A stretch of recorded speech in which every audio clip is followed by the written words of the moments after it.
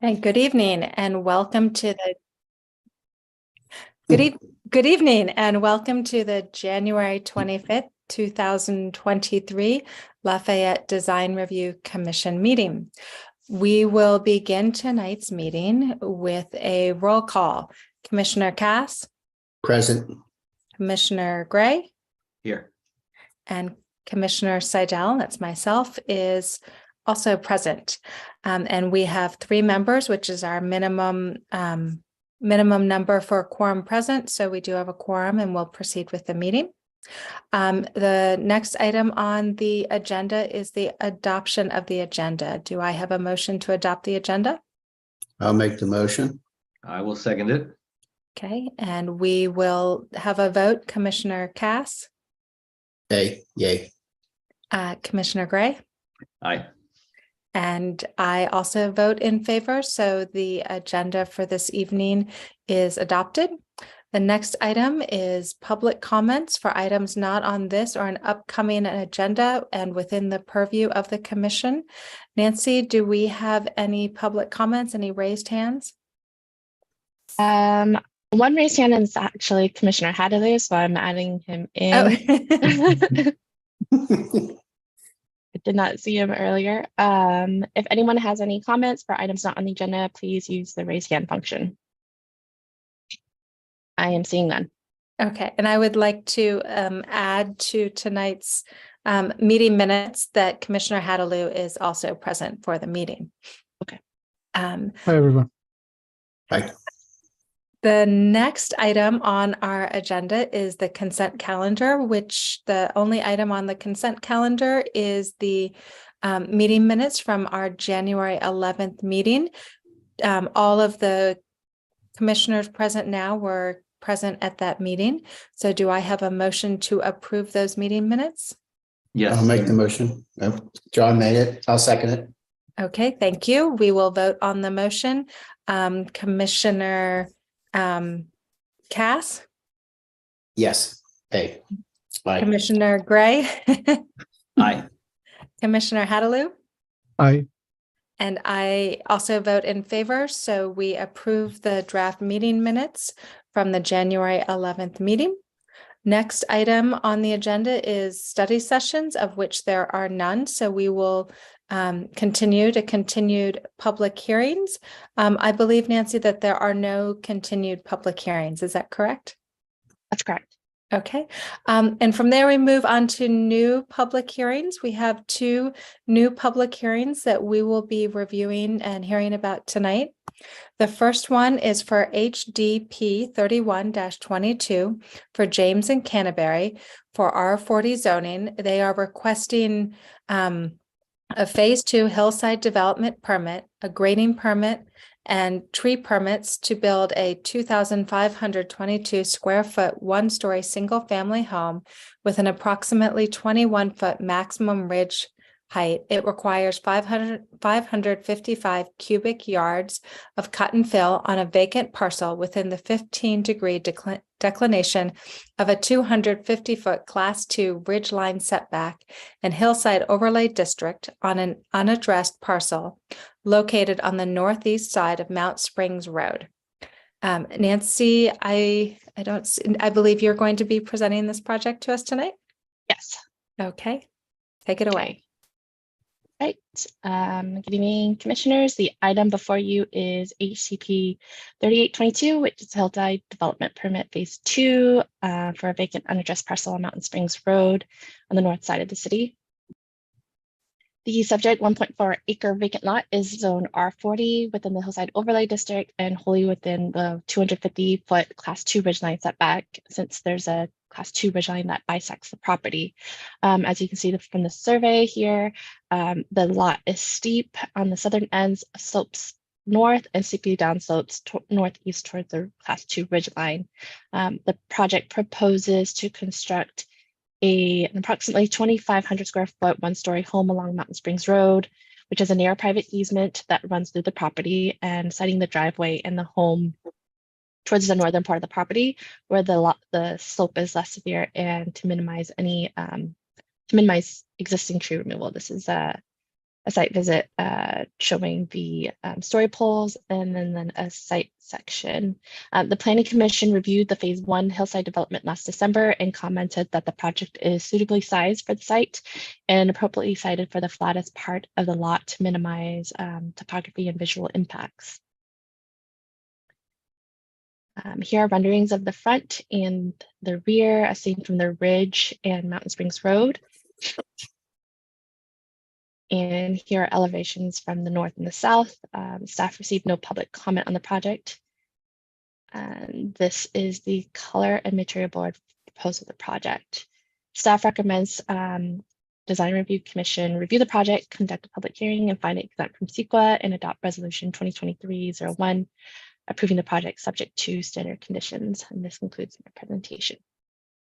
Thank you, Nancy. Are there any commissioner questions for Nancy? None. Okay, thank you. And with that, I believe we go to an applicant presentation. It will promote Tara Rios. Owner Wayne Canterbury. Being recorded. Good evening, everyone.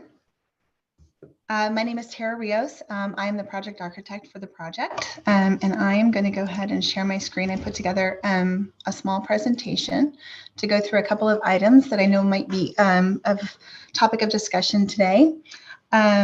So I know that you've received the drawings and the application and the package, the whole. You just saw Nancy's presentation. So Nancy, thank you for the overview.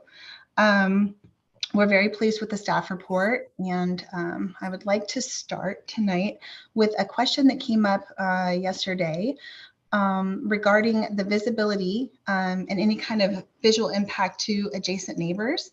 So specifically the neighbors to the south, which is this parcel right here. The southwest, this parcel that's kind of at a catty corner to the proposed project, and then also to the west. So I have put together a little slideshow demonstrating the distance from the house. And I'd also like to talk about the existing topography and the existing landscape that is set to remain. All the trees that you see in green are trees that we intend to keep and just demonstrate the location of the house that's on the site. It is strategically placed not only to provide the homeowners with a nice view, but also to kind of conceal the home behind and within the trees that are at the top of the ridge line, and then also this group of trees here at the south property line that kind of creates a screening between the neighbors to the south. I'd also like to point out that the neighbors to the southwest and in the west, there's also a considerable amount of existing trees that are set to remain along that property line that will also create a visual barrier.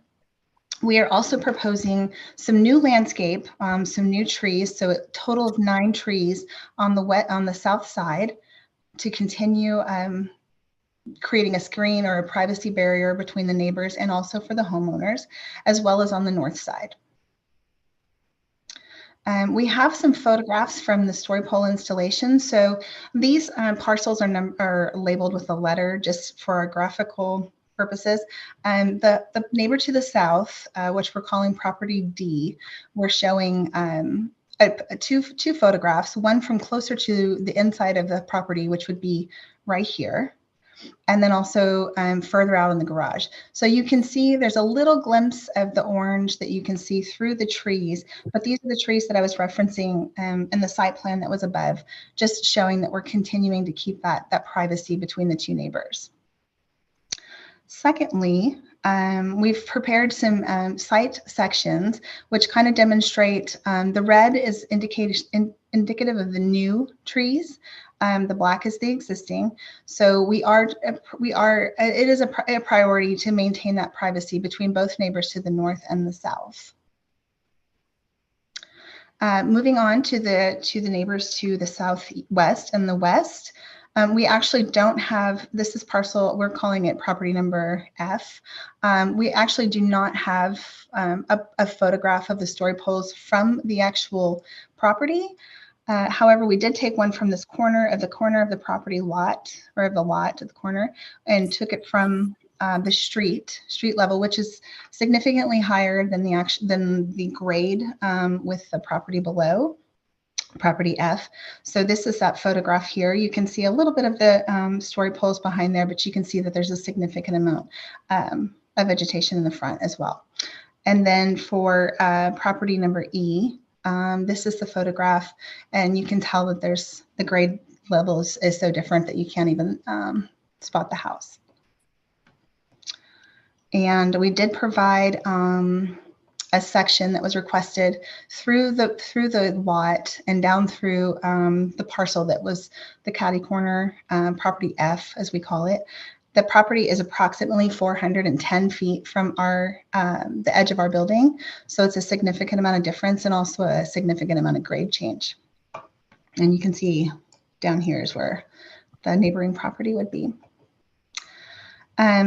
And lastly, I'd like to I know Nancy just shared our renderings, but I just wanted to kind of show them again and talk a little bit about our color palette.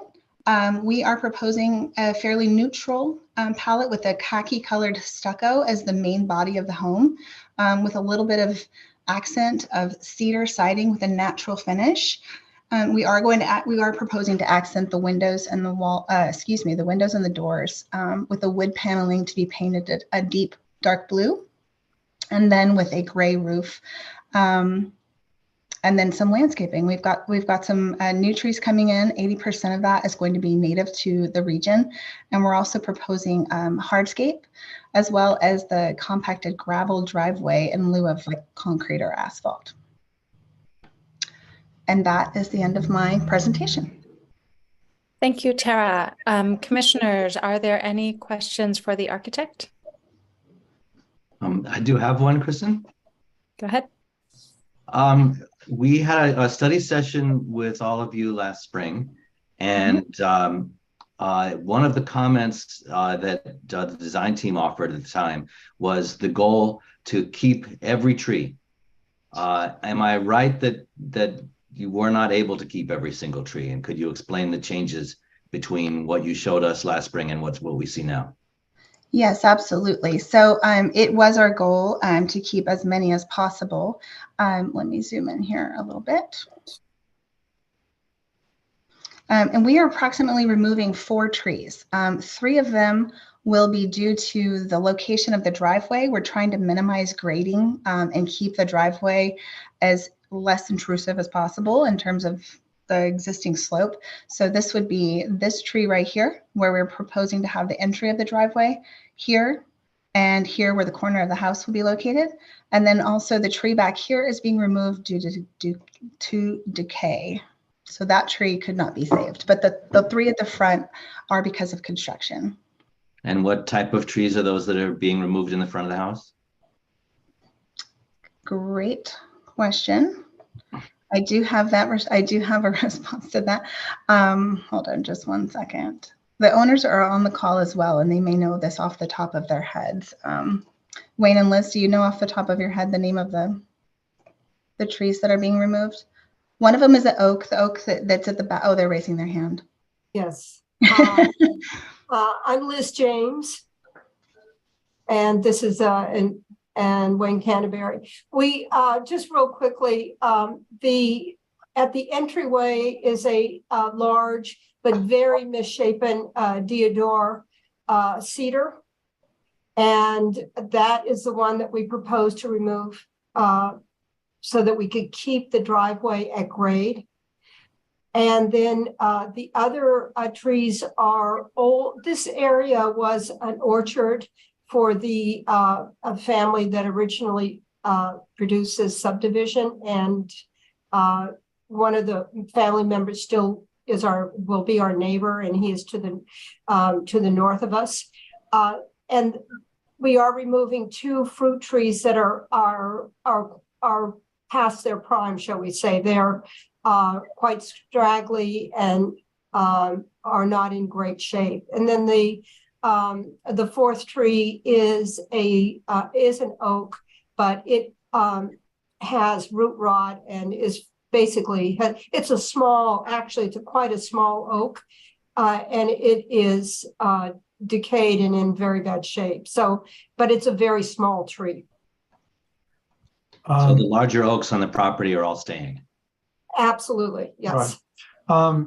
Further to the question about the removal of the tree, it was our intention to retain all of the trees, but we routed initially the driveway between trees 1 and 2, and it was brought to our attention by the arborist and our landscape architect that if we were to take that route, it would actually jeopardize tree number 2 because we'd have to cut deeper. Tree number 1 is easily sacrificed. As Liz says, it's a particularly ugly tree as these trees go. It doesn't serve to block any view from any other neighbor at this point, simply irrelevant as to that purpose. By moving the drive further to the north and removing that tree, we preserve tree number 2's health, and we because we're higher in elevation, that's where the grade of the street meets the grade of our lot, more or less. And that means that there'd be less cut and fill to build the driveway. Okay, thanks. That answers my question. Any other commissioner questions for the applicant or their architect? I think not. And with that, I believe we open it up to public comment. Nancy, are there any hands raised? Anyone would like to make a comment, please use the raise hand function. No hands are raised. Okay. Oh, Mr. Canterbury, did you have a comment or? Yeah, I'm not sure what the protocol is. Do you come back to us, or shall I make a comment that is responsive to, I believe, Commissioner Gray's question or observation during the study session? That had to do with the southwest corner of our lot. Perhaps Tara, you could highlight that. Sure.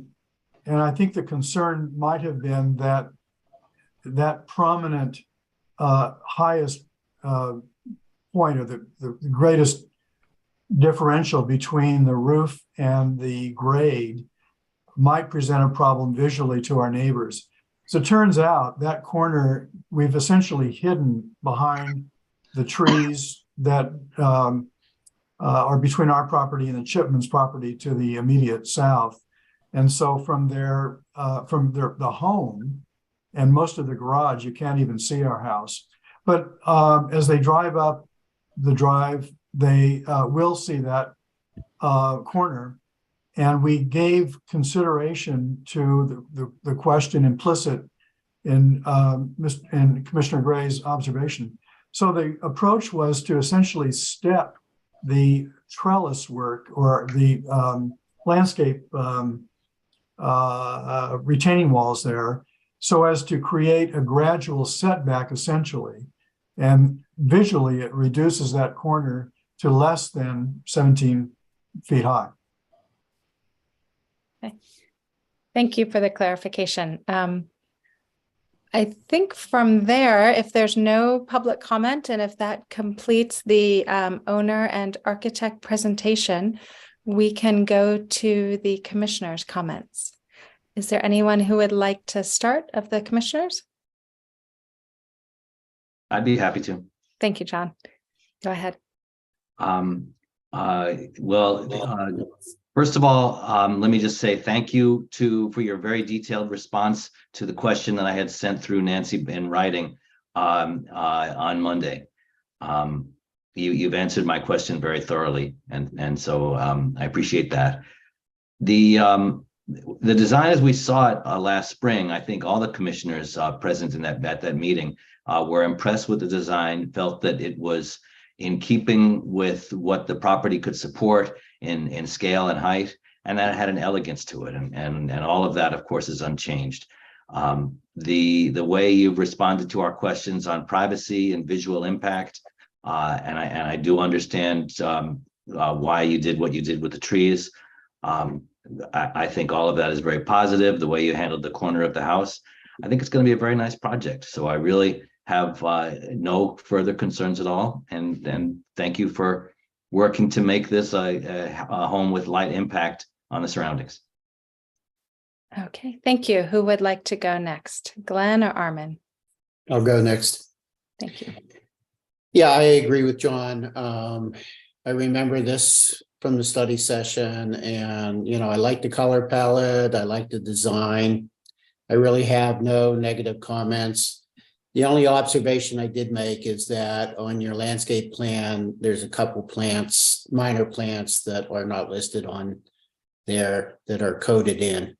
So you might want to just touch that up before you finish your set. But that doesn't have any impact on our acceptance. Thank you, Glenn. Armin?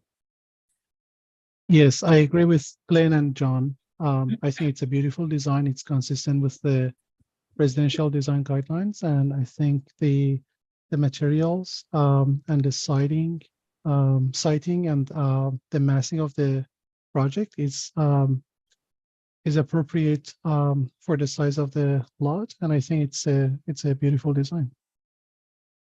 Okay, thank you.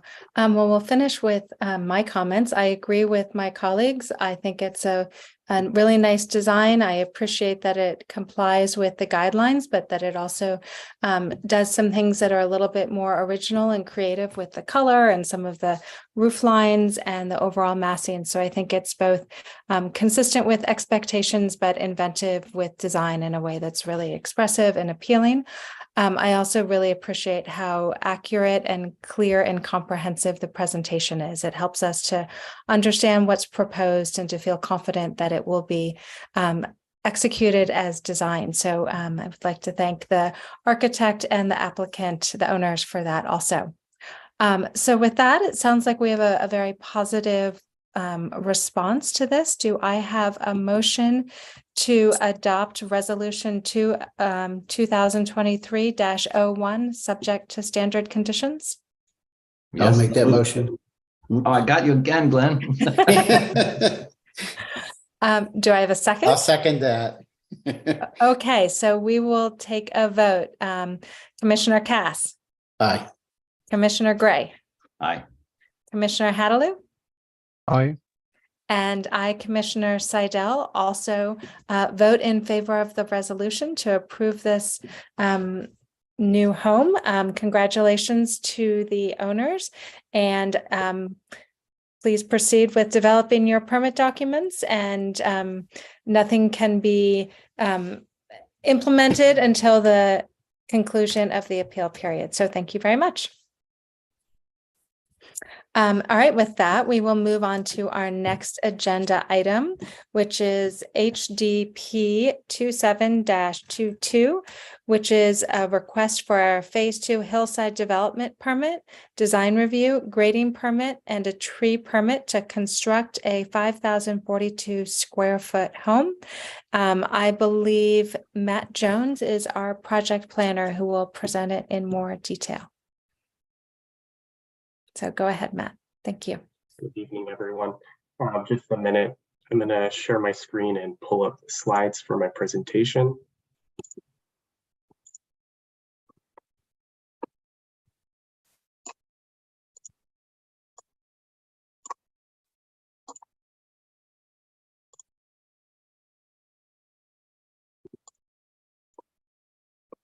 Can everyone see that okay?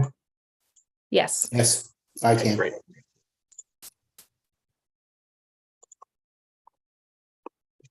Okay, thank you, everyone.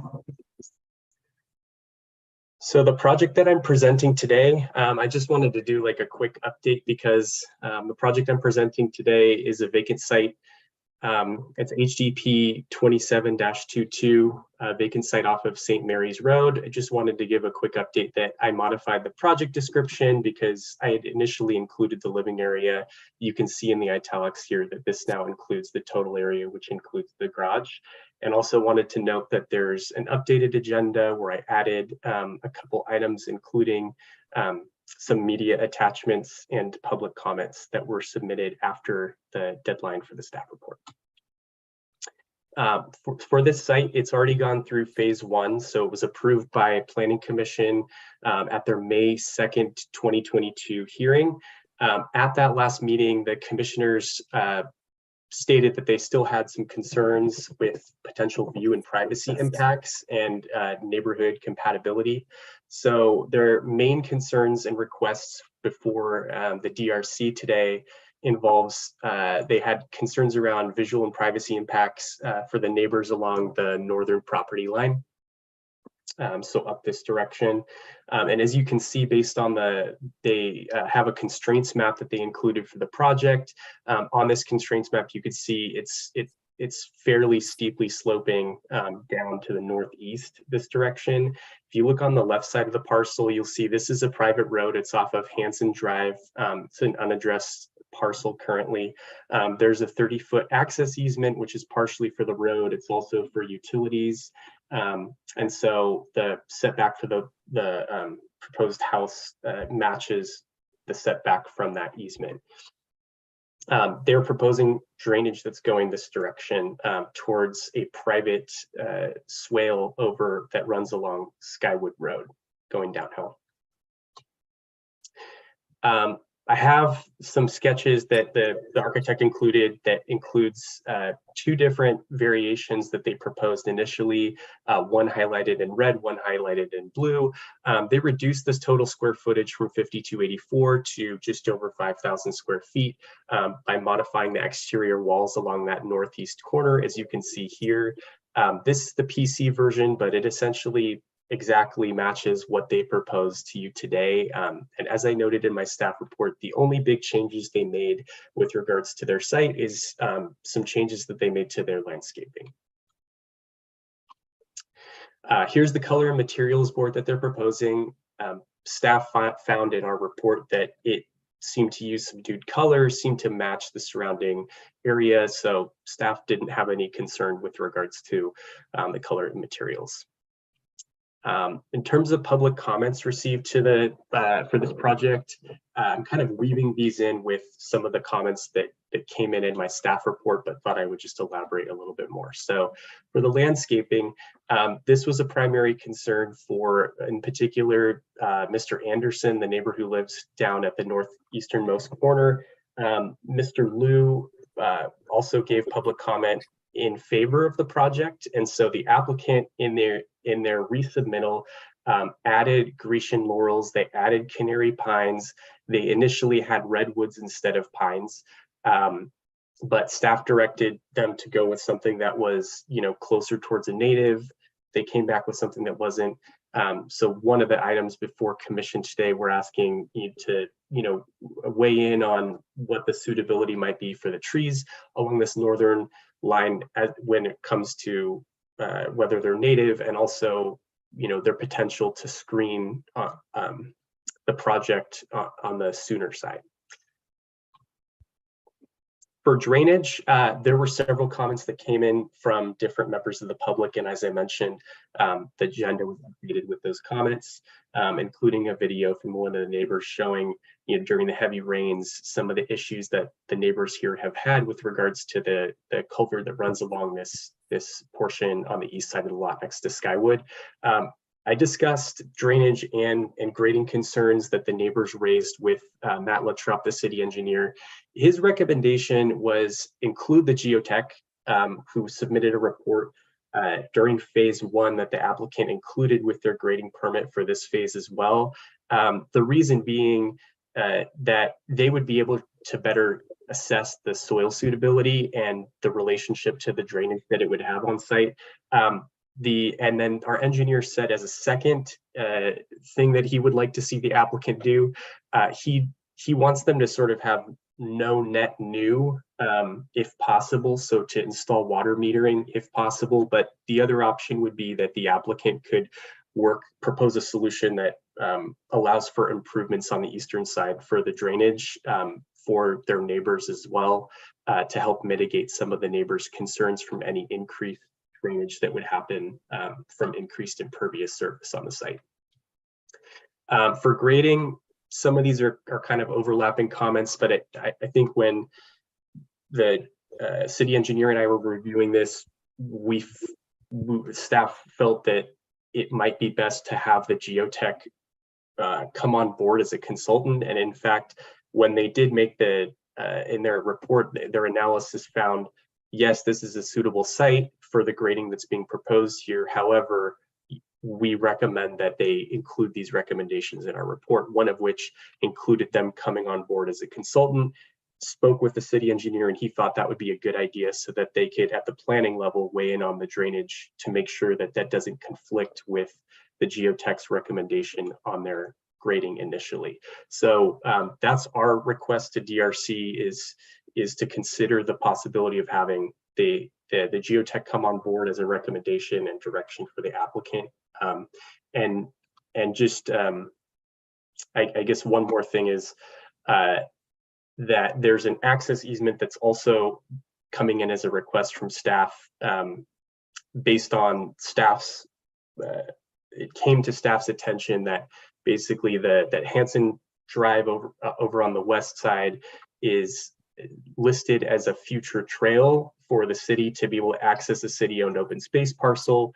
Given that there's an existing 30-foot easement over on the left side of the parcel, the request would be to have the applicant consider entering into an easement agreement with the city.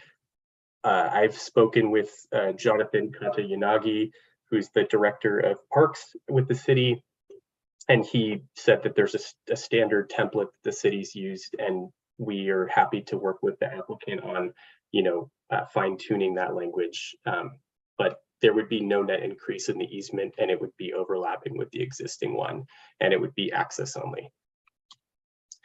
So the recommendation, just to recap, staff received public comments from 4 people, 4 neighbors, 2 in support and 2 with concerns. Staff recommends that the Design Review Commission continue the project to the following public hearing with some of the recommendations that staff included in their report and this presentation. So this concludes my presentation at this time, and happy to answer any questions that you might have. Thank you, Matt. Commissioners, are there any questions for Matt? Do you have one? Go ahead. Matt, you showed us a couple of permutations of design iterations. The story poles that are on the site, do they match the current proposal? Yes, before this, there in the original condition from phase 1 HDP, there was a condition that required the applicant to upgrade their story poles, and we confirmed that they were upgraded, and we even received comment from the neighbor asking, oh, they're upgrading their story poles. So that sort of confirmed to us that they had indeed done so. Okay, thank you. Any other questions? Okay, we will now go to the presentation by the owner, by the applicant.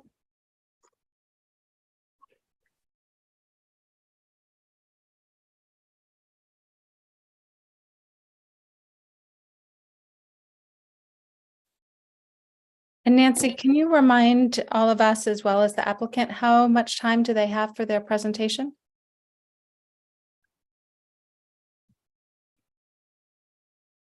I just got something from Nancy saying that her internet is being unreliable right now. So I think she said she just may be co-host. Well, the response is 10 minutes. 10 minutes. All right. Thank you. Matt, I don't know. Are you able to, says your co-host, are you able to promote the applicant as panelist? I will try right now. Okay.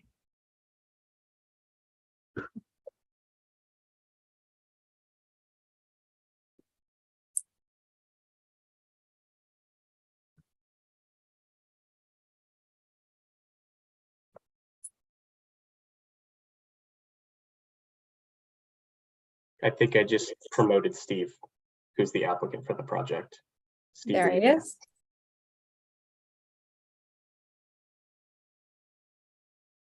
Steve, I believe you're in the meeting. Oh, there you are. There I am. Welcome. And, You and have Oh. And Matt, could you also let in the owner, Paul Chopra? Yes, I'll let him in right now.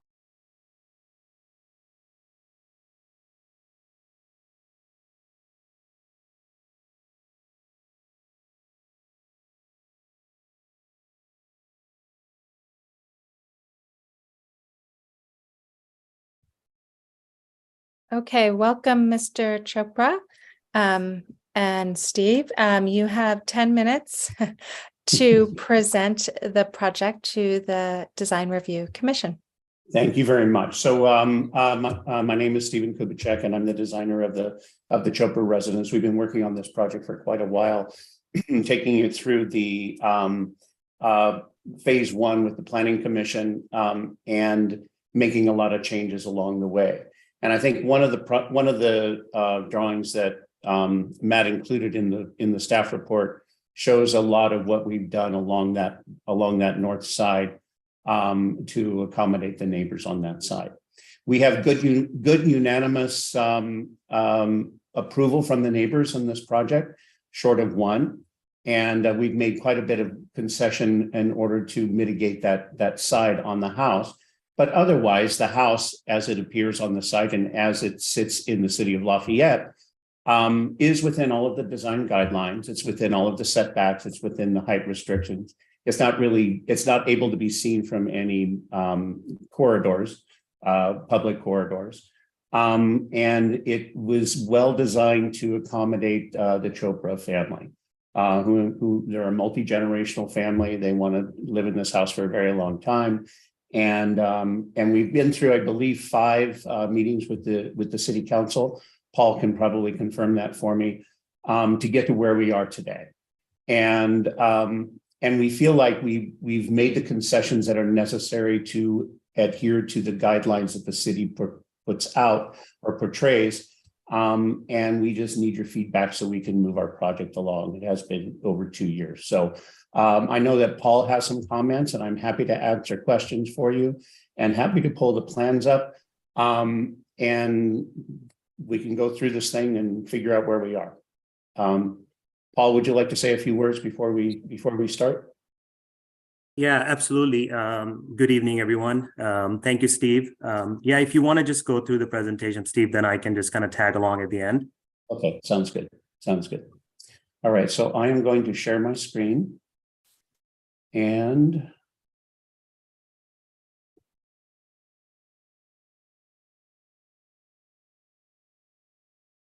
here we are at the Chopra residence.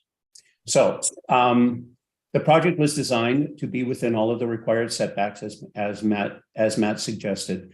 The driveway enters here off of the access easement and comes down into a garage that sits in this location right here. And then from there, the house steps down the hill. This is a natural drainage area. We didn't want to, it's not a dedicated anything really, except it's a low spot on the site where the neighborhood seems to drain into. So we wanted to stay away from that area as we designed the house. There's a main floor that you enter from the top, and then there's a lower floor in this lower area here as the site steps down the hill. This is a map of the story poles, which we can talk about if you have questions about that. This is showing how the house integrates into the site. This corner right here seems to be the corner that is of most concern to the public. At this corner right here, and this has transformed in many ways during the process of going through the phase one of design review with the Planning Commission. We've gotten to a point where this has stepped way back. This used to be a 2-story element. We've stepped it back considerably to create lower roof forms in that corner. But here, this view here, view number 2, is the view that's seen from the road, and it appears to be a single-story house from that vantage point. Also, when you're driving up Hanson Drive, it appears as a single-story house. Sorry, there we go. Here are some views of the story poles. But this is the house, and you can see how the natural vegetation is on the site, and you can see in this photo right here. I will zoom in on that one if I can. how the house is nestling into the site from that vantage point. The floor plan. The lower floor plan, which is a bonus room and 2 bedrooms.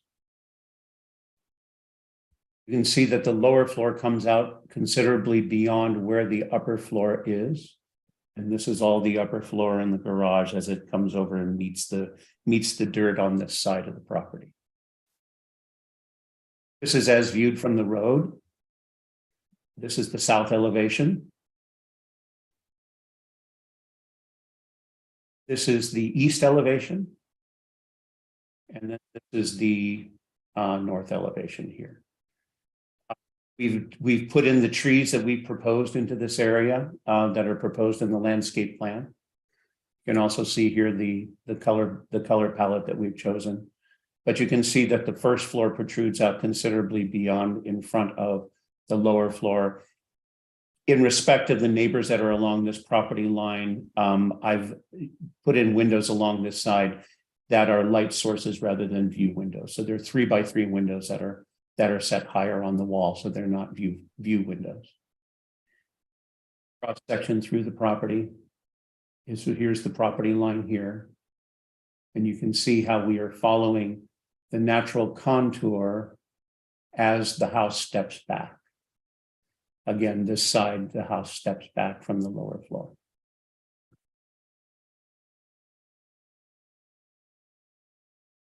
And this is how the house relates to the houses on either side of it, across Skywood and up the other side of Hanson Drive, and then down to the property that is here.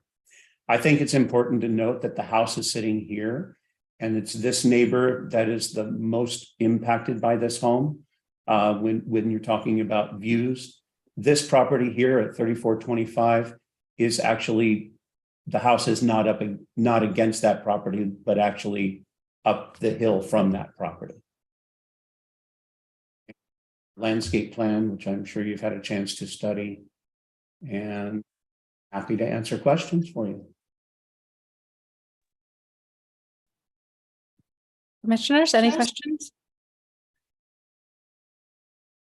John? Steve, I had a question regarding one of the neighbor comments and the geotechnical report. We just received the geotechnical report today, and in the time I was unable to review it in detail, other than seeing the summary that the geotechnical engineer felt that the site was suitable for this kind of development. Correct. A neighbor suggested that there was a slide portion of this site. Is that accurate? And if so, how has the design responded to avoiding that? Well, if there was a slide, you can see how the old contours sort of bulge out into this area. And that's the area that we're actually cutting back and going down into good soil, putting in a retaining wall and regrading this area and recompacting it in order to put the house in here. So does the geotechnical report recognize a slide surface, and you're working to get below that? You know, John, I don't know the answer to that question. I don't. I think that, you know, that neighbor probably would appreciate understanding that, and it sounds like you're working in that direction. If I could interject, I think if I recall from the geotechnical discussion, they didn't find any record of that, because I think Mr. Jaklovic pointed out that was sometime in 1950s or 70s, so they couldn't find any public record or anything of that event. Did they do borings that would identify a location of a slip plane? They did do the boring, but about the slide, they just couldn't uncovered anything on that matter. We will look at it again. We may be relying on verbal history here, and we're not sure what that entails. But we have to rely on what the soils engineer has found, and we will look into that. And okay, thanks. That's my question. Are there any other commissioner questions? Okay. With that, we will move to public comment. Matt, I think you're in charge on looking for raised hands. Do you see any raised hands or public comments? I see one from Corey Knights. Is that? Yes, okay. So I'm going to promote you to speaker. Oh.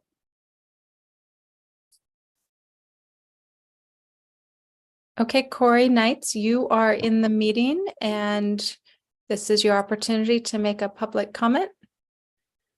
You can unmute yourself. Yep. Good evening, everybody. I am the neighbor directly up the hill from this new build. And I just have a comment about and a concern about the comment that was made earlier in the presentation about how there's going to be a condition on the final approval that includes the access easement to the city-owned open space parcel that's up the hill from all of our house here on Hanson Drive. And I don't understand why Paul's property is being given that condition when it's a private street. And all of us who agreed to having the open parcel up there were told that the public access would come from down St. Mary's Road and Hanson Drive would never be impacted by that public easement. So why is Paul's build conditional on that public access? Matt, are you able to answer that? I don't think any of us on the commission would know the answer to that. I actually brought a special guest tonight, which is Jonathan Katayanagi, who would be the perfect person to answer that question. So, perfect. Thank you. Jonathan, if you'd like.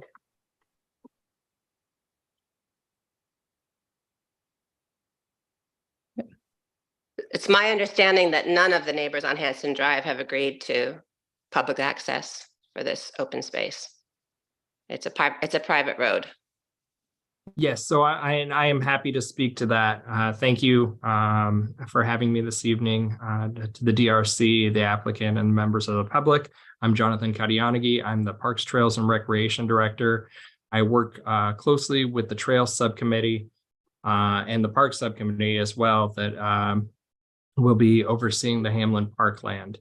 What we're talking about regarding a potential trail easement is not the same as maybe the same sort of parking and vehicular access that you might see at some of the other public road entries to the park.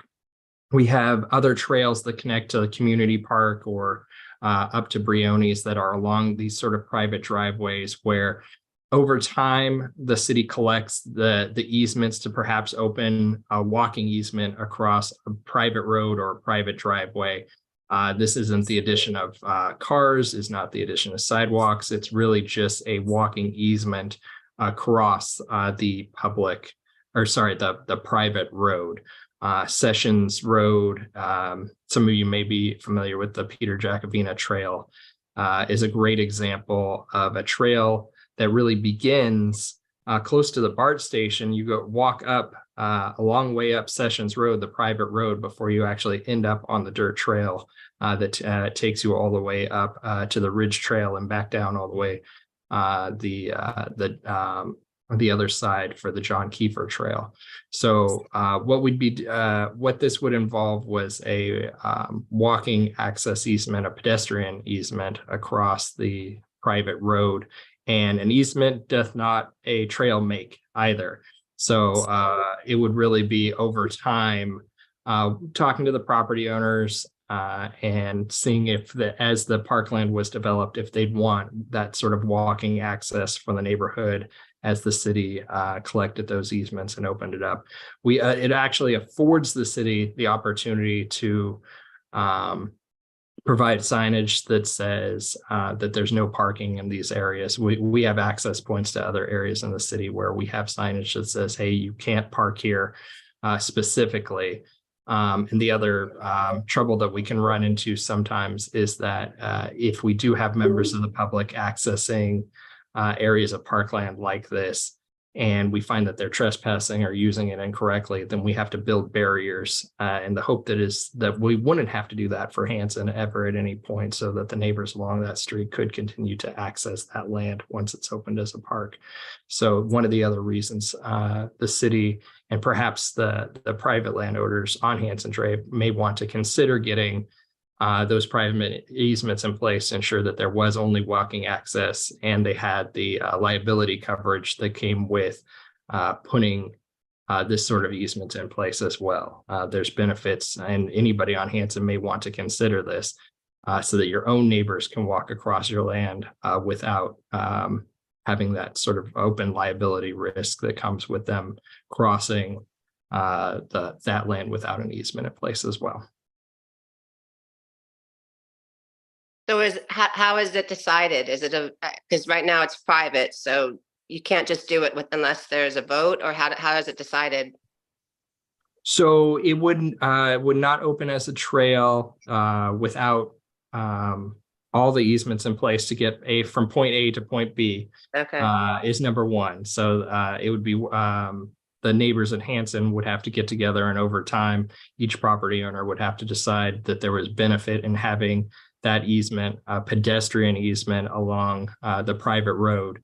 And we have easements in place where the public's allowed to drive on roads or park on roads, but it's all in the language. And this would be a walking easement across the existing private driveway. If you actually go to the into Silver Springs, the Silver Springs Loop Trail begins on somebody's private driveway. It's not even, you hit the end of the road and you actually walk right up their driveway at the end there too, to access that area. So, and the easements also allow the ability to put those limitations in place. So the city can even, like I said, they can sign and enforce the idea that nobody could park there and there should be only a certain type of access. Okay, thank you. Yeah. Are there other questions relating to the easement or that Jonathan can respond to? Thank you. I think that was very helpful. Okay, I was going to say there's 2 attendees. So, it looks like we also have Andrew Wisdom. Do we know? Is that a public comment, Matt? No, I'm just hanging on. Okay. All right. So Nancy Anderson, I believe, might be a neighbor. are there any additional public comments? If you would like to make a comment, please raise your hand so that Matt can admit you to the meeting to make your comment.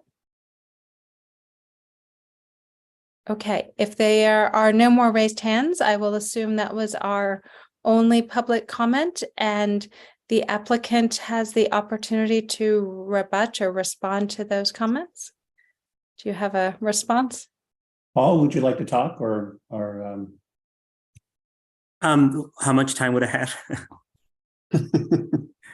Matt or Glenn, do you know? I don't actually know. I think it's 5 minutes. 5 minutes. Okay. Well, I mean, I don't want to take too much of you guys' time. I just thank you all for kind of giving us this opportunity to be on there.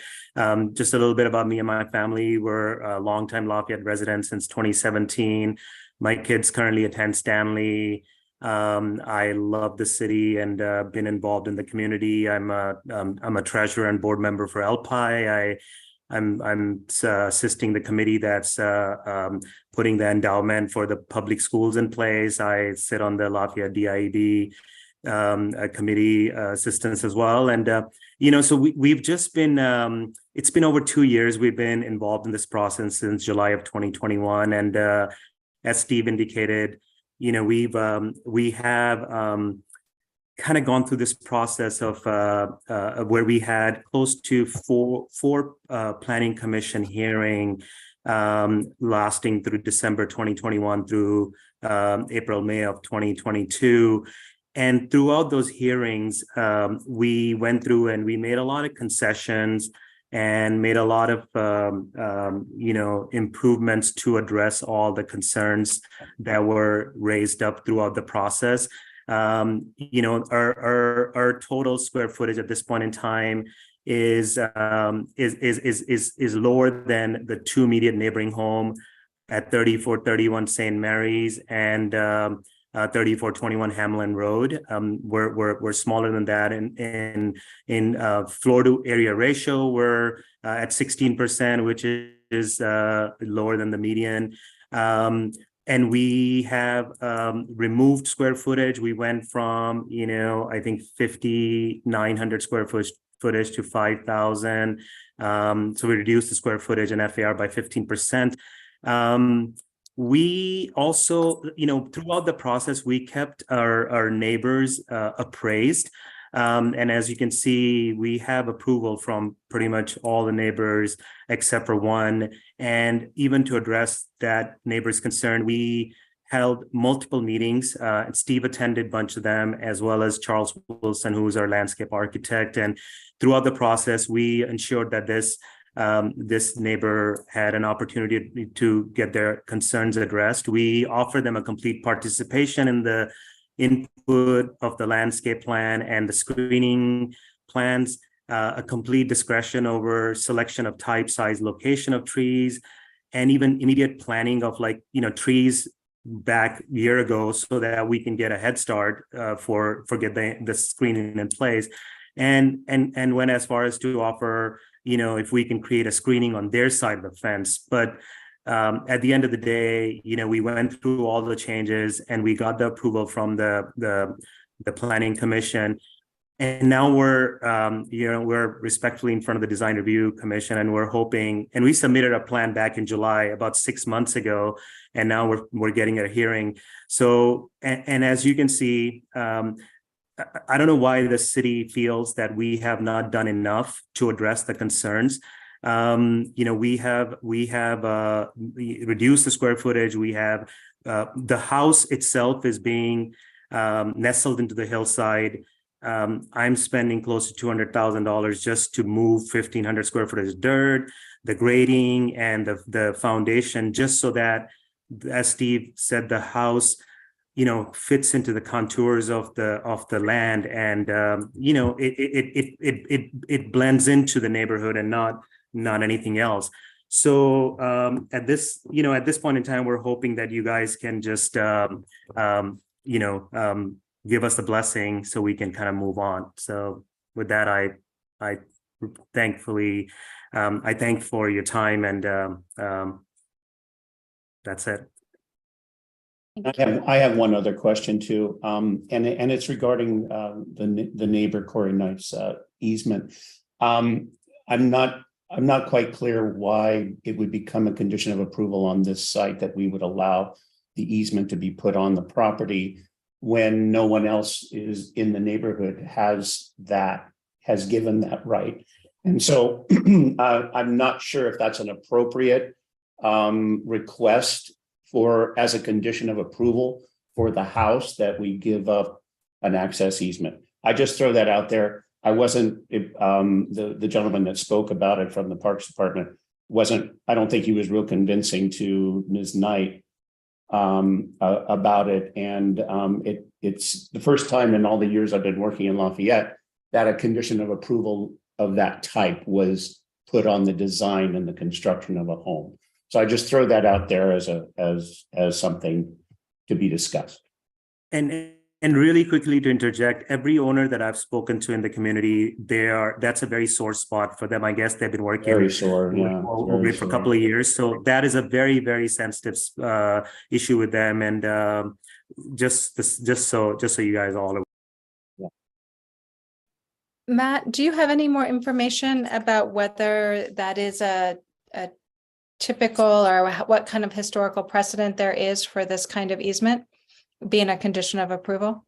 I do, actually. I brought up a project of Steve's to the commission several months ago, and I included as a condition that the applicant grant a sidewalk access easement on the east side of their property. This is for Mr. Singh, who's DR04-22. And I did that because, the city of Lafayette doesn't have some of the tools that other cities have because it's a limited tax city. It doesn't really collect direct taxes, and none of it comes in from the county.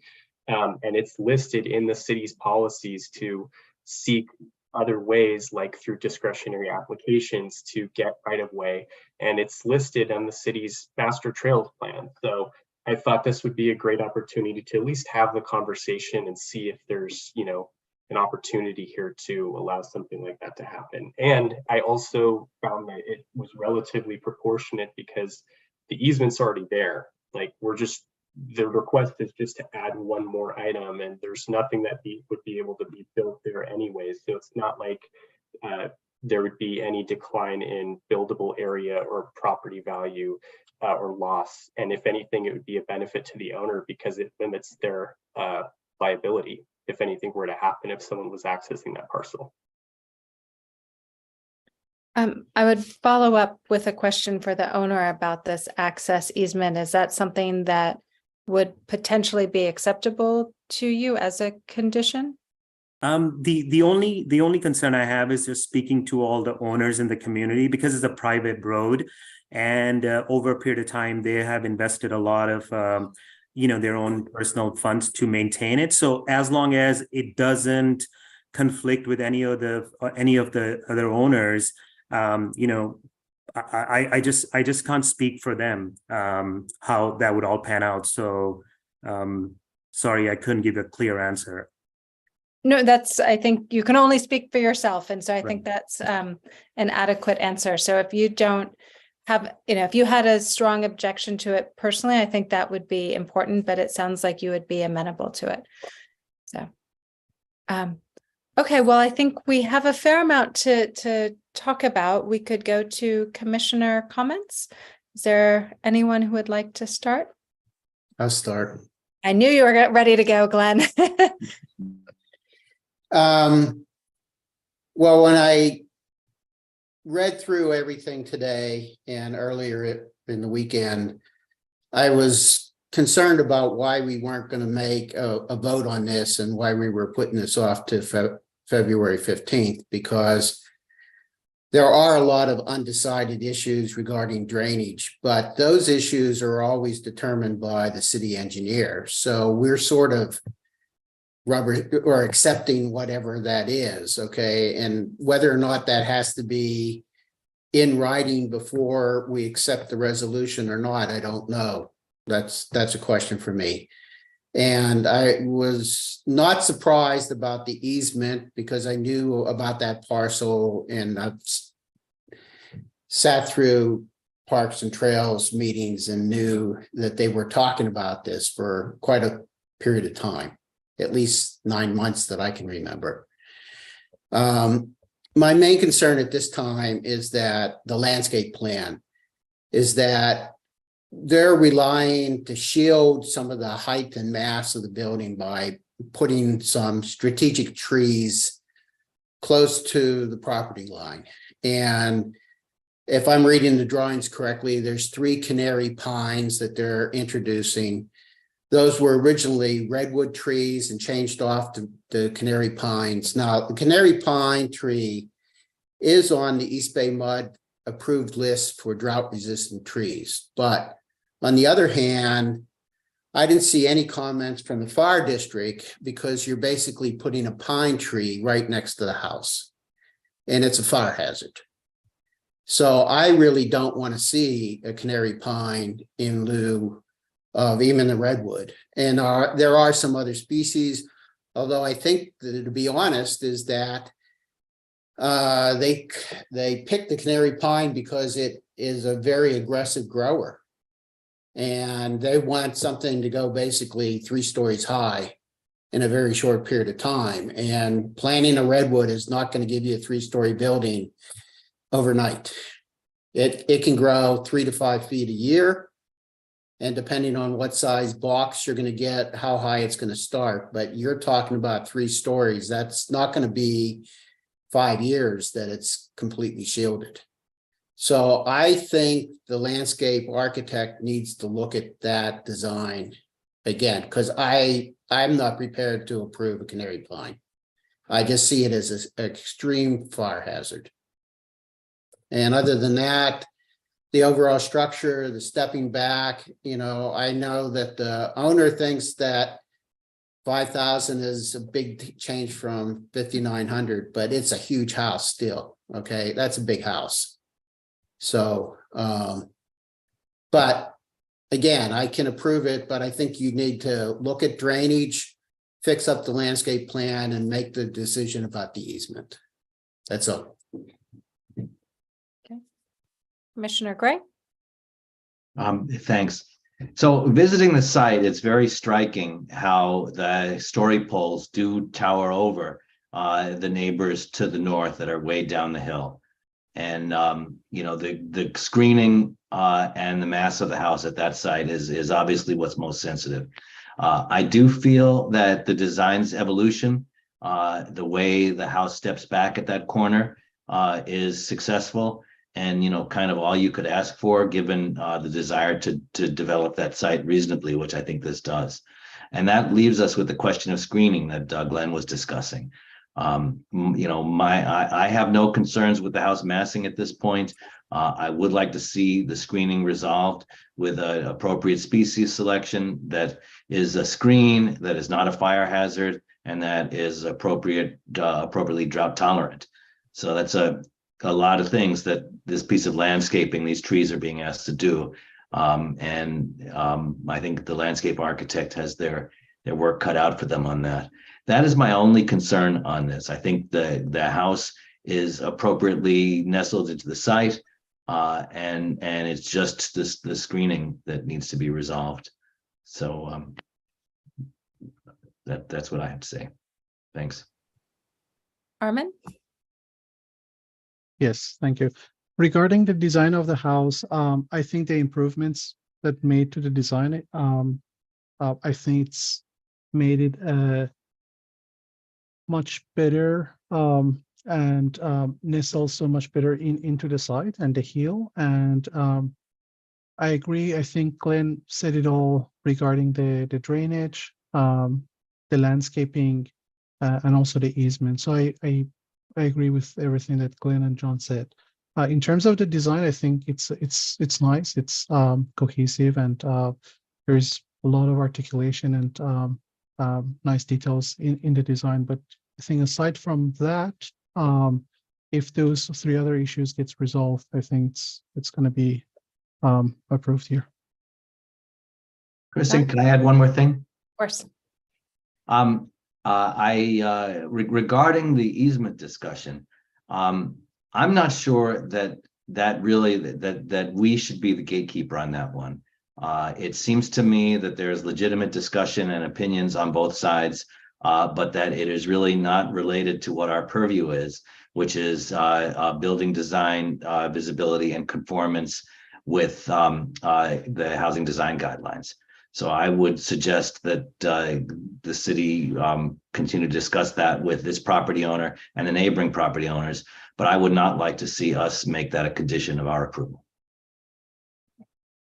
Thank you. Well, I agree with my fellow commissioners. I particularly agree with John's comment about not making the easement a condition of approval. I think it's really important that if our priority as a commission is design, that we don't overstep that and sort of blur our priorities and our purview. So while I think public access to trails is very valuable, and it does sound like there is a lot of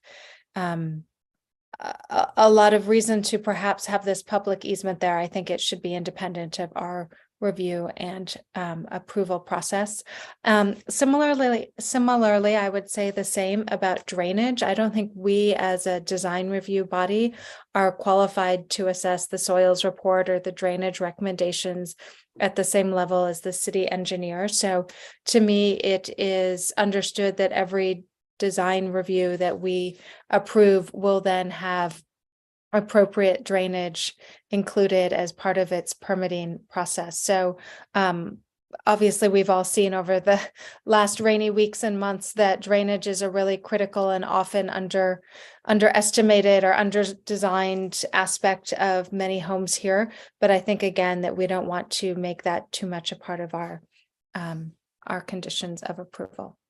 So, and then finally, I'll just wrap up and say that I think the design is appropriate. It's well conceived, well represented, and consistent with what we would approve in this commission. So, so why don't we adopt the resolution? I mean, there's just no reason for this to come back because it's going to be Matt's approval, whether the easement's there or not, the owner, you know. So my resolution is that we approve this subject to finalization of the drainage plan, approval by Matt, the building or the city engineer. Yeah. And revision to the landscape plan to be reviewed by staff or their arborist. And then drop the easement requirement and approve this as is. Does anyone second that motion? Well, let me ask how we would implement that. Would we have staff draft a resolution and put it on consent at our next meeting? Yeah, we can do that. I think we can do that. Nancy, are you with us? Yes, that's correct. You can approve it and put it in the consent calendar and then approve it then. Then, Glenn, if that's your motion, I second it. Okay. Let's put the motion to a vote. Glenn, Aye. John, Aye. Armin, Aye. and I also vote in favor of the motion to approve this new home with the conditions as mentioned by Glenn, which include the drainage to be reviewed by city engineer through the permitting process, and the landscape plan to be revised to select trees at that screening area that are less of a fire hazard and provide adequate screening, and that would be reviewed by staff and the city arborist. So, okay, so the motion carries. So, thank you. And then we will review that at next. We will vote on that in the consent calendar at the next meeting. Okay, well, that covers all of the new public hearings in the category of other business. We need an ARC volunteer for Friday. I can handle that. Okay, thank you, Glenn, as always.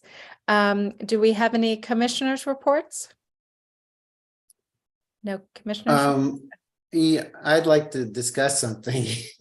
We've spun the wheels on the idea of looking at several of the projects, multifamily projects, to sort of review sort of whether they came out the way we wanted them or not.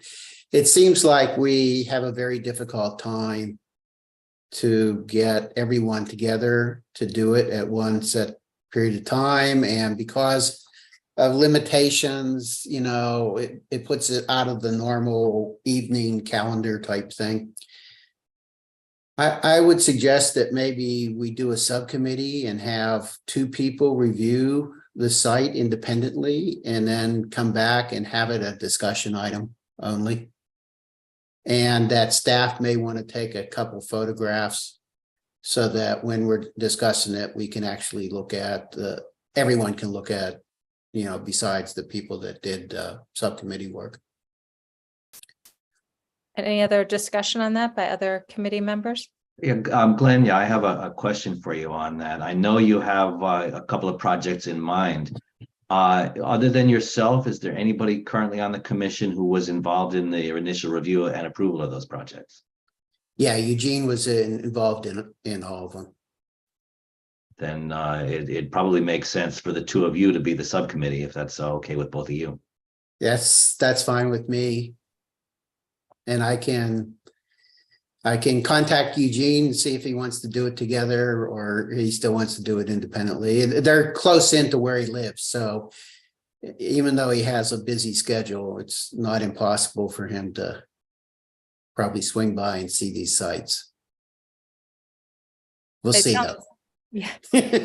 I mean, it sounds like a good approach, and I guess I would add to it if Glenn is taking this on, it might be helpful for the rest of us to step up a little bit more as ARC volunteers, so, which I would be happy to do. ARC is not a problem. I mean, the one thing the privilege I have over the rest of you is that I'm more or less retired. All right. So I have lots of time available, and it's local. So it's not even, city offices are 5 minutes away from me.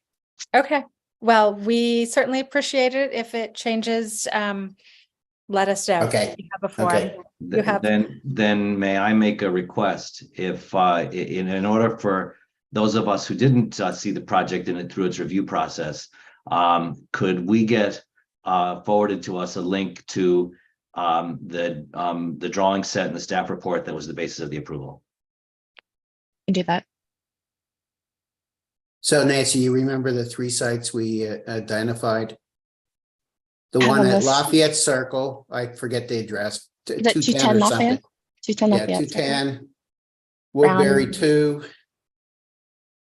Woodbury 2. And then the Brown Eye project. And the Brown, Okay. Brown Mill thing or whatever. Okay, thank you. That's a great idea, Glenn, and it sounds like And what calendar do we want to have that put on? you mean which date? Yes, next meeting or February?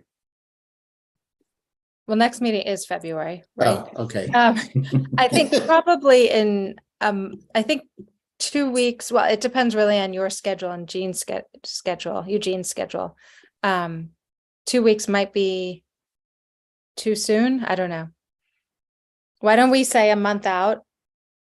Sure, that's fine. And that way you have a little more flexibility with Eugene's schedule. Yeah, sure. Okay. On March 15th. Or no, is that the next, we have a February, like a late February meeting, right? February 23rd. There's only one meeting. Oh. There's only one meeting in February, and it's the 15th. And then the one after that is in March. So there's March 1st, March 15th, and March 29th.